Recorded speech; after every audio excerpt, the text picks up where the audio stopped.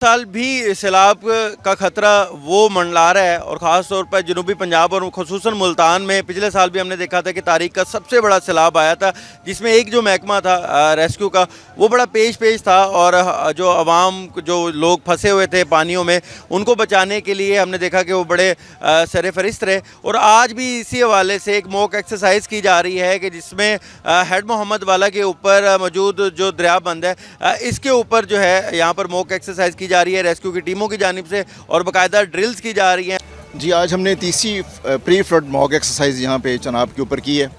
जिसमें कि दीगर जो लाइन डिपार्टमेंट थे उन्होंने भी उसमें शिरकत की है। लोगों से भी ये अपील करूँगा, अगर खुदा न खासा कोई थ्रेट जनरेट होता है और कोई अलर्ट जारी होता है PDMA की तरफ से, ज़िली इंतज़ामिया की तरफ से, तो आप उनके साथ ताउन करें और जो भी फ्लड प्रोन एरियाज़ के अंदर जो लोग बैठे हुए हैं फ़ौरन अपनी जगह को इवैक्यूएट करें। और जो गवर्नमेंट ऑफ पाकिस्तान ने, पंजाब गवर्नमेंट ने, ज़िली गवर्नमेंट ने जो यहाँ पे इंतज़ाम किए हैं, रिलीफ कैंप्स जो बनाए हुए हैं, वहाँ पे वो मुंतकिल हो जाएं इन केस अगर कोई थ्रेट जनरेट होता है तो वहाँ पे सारी सहूलियात मौजूद होंगी।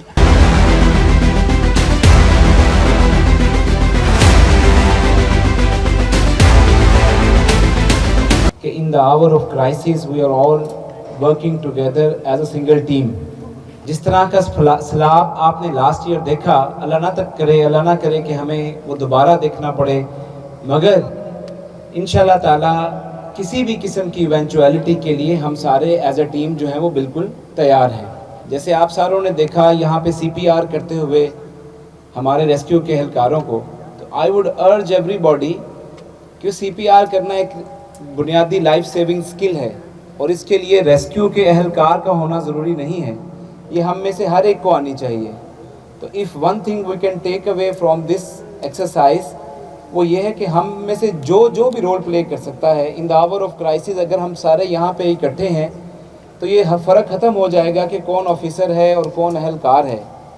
हम में से जो स्विमर होगा वो उस टाइम पे ज़्यादा वैल्यू का हामिल हो जाएगा एकदम से, जो CPR दे रहा होगा वो सबसे पैरामाउंट वैल्यू का हामिल होगा।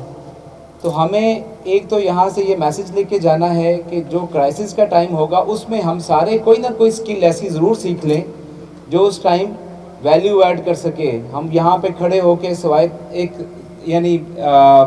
स्पेक्टेटर के तौर पे खड़े होने की बजाय हम कोई अपना एक्टिव रोल प्ले कर सके।